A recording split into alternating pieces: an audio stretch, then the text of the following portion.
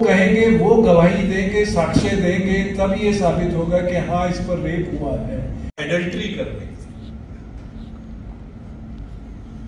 वो अपना एडल्ट्रस जीवन जी रही थी। भारत में भ्रूण हत्या हो रही थी, दिया जाए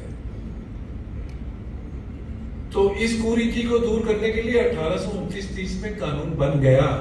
हमारे समाज में से लोग उठ करके ये कहते कि इसके कानून की आवश्यकता है, उस समय हमारे अंग्रेजी बोलना अनिवार्य है, नहीं तो नौकर नहीं बन पाओगे।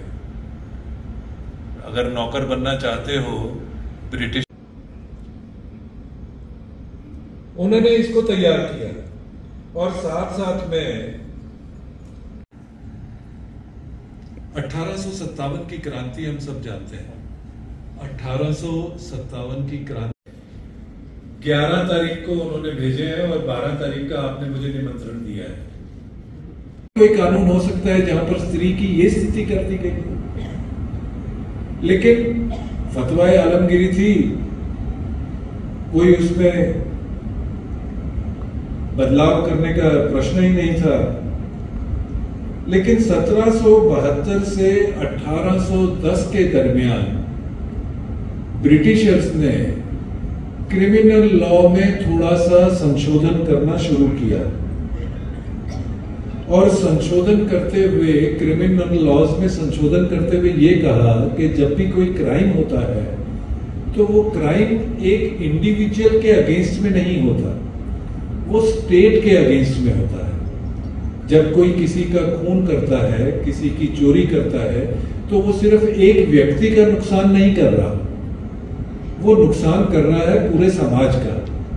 इसलिए उस क्राइम को स्टेट के अगेंस्ट क्राइम माना जाएगा, इंडिविजुअल के अगेंस्ट क्राइम नहीं माना जाएगा। उससे पहले ये था कि जो पीड़ित है, जो विक्टिम है, वो फतवाए आलमगीरी के अंदर अगर चाहे तो वो उसको पीड़ा देने वाले को, अपराध करने वाले को माफ करना चाहे तो माफ कर सकता था कि तुमने मेरे भाई का खून कर दिया, लेकिन तुमने मेरे पिता का खून कर दिया, मैंने तुम्हें माफ किया,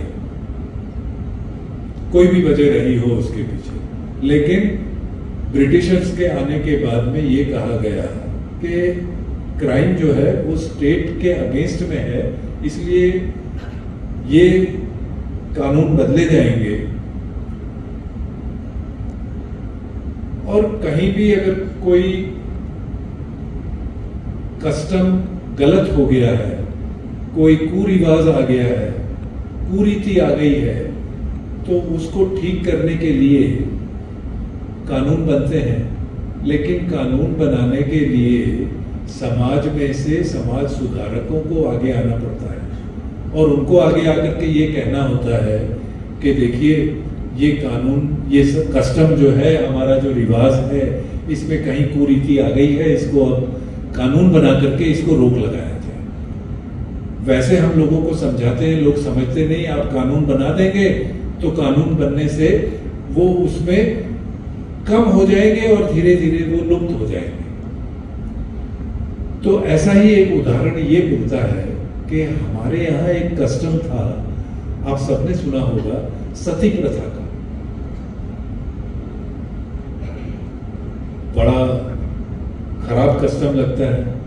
किसी के पति का देहांत हो गया है तो उसकी जलती चिता में उसकी पत्नी को जीते जी जलना,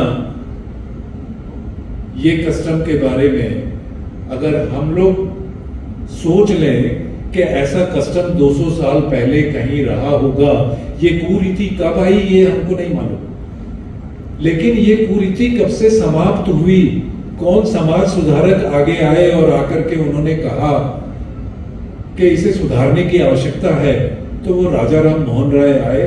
उन्होंने आकर के वॉरेन हेस्टिंग्स से कहा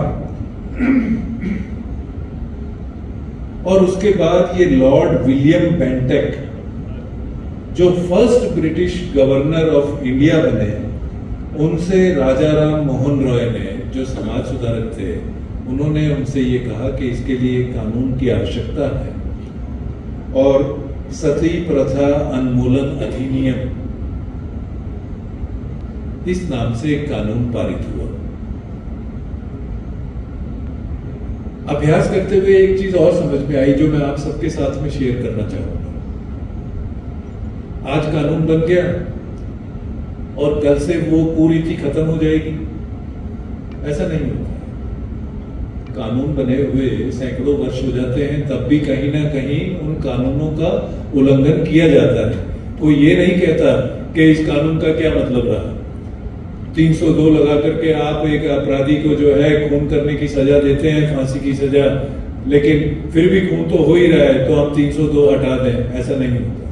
लेकिन ग्रेजुअली, धीरे धीरे करके समाज में उसका भय पैदा होता है और उस कानून का असर दिखने लगता है। सती प्रथा उन्मूलन आंदोलन की बात करते हुए मैं ये बात आपसे इसलिए कह रहा हूं कि आप सब लोगों ने सुना होगा कि 1987 के अंदर रूप कुंवर बाई ने राजस्थान के अंदर ये सती हुई थी। हाँ, लेकिन 1829 से 1987 तक में कहीं कुछ देखने को नहीं मिला ऐसा कुछ। 1987 के बाद 2023 तक भी कभी ये सुनने को नहीं मिला कि कोई हुई। तो कानून जो है वो अपने असर करते हैं, इसलिए कानून जो कुरीतियों के अगेंस्ट में कानून बनते हैं वो आवश्यक हैं। तो 1829, ऑलमोस्ट आज से 200 साल पहले हमने हमारे वहां अगर कोई कुरीति थी तो उसमें सुधारना शुरू कर दी। हमारे यहां से समाज सुधारक आगे आए और उन्होंने आगे आकर के अंग्रेजों से ये कहा कि आप देश संभाल रहे हैं तो ये कानून बनाइए। बड़ी इंटरेस्टिंग बात है, किसी ने जाकर के औरंगजेब से तो कोई नहीं कहा कि ये कानून बना दीजिए। देखिए, चोर से जाकर के ये नहीं कहा जा सकता कि तू चोरी के खिलाफ कानून बना दे। जिसके स्वयं के वहां पर इतनी कुरीतियां हो और वो उनके खिलाफ कोई कानून बनाने को तैयार ना हो या उनके साथ कोई छेड़छाड़ करने को तैयार ना हो, उसे मैं ये कहूं जाकर के कि मेरे यहाँ ये प्रॉब्लम है, तुम इसके लिए कानून बना दो, तो उसकी तो उम्मीद करना भी बेवकूफी होगी। तो इसलिए कभी कोई फतवा आलमगिरी के पास जाकर के किसी ने नहीं कहा कि ये कानून बनाओ, लेकिन अंग्रेज के पास जाकर के ये जरूर कहा और लॉर्ड विलियम बेंटेक के द्वारा ये 1829 में ये कानून बना। एक और कुरीति थी,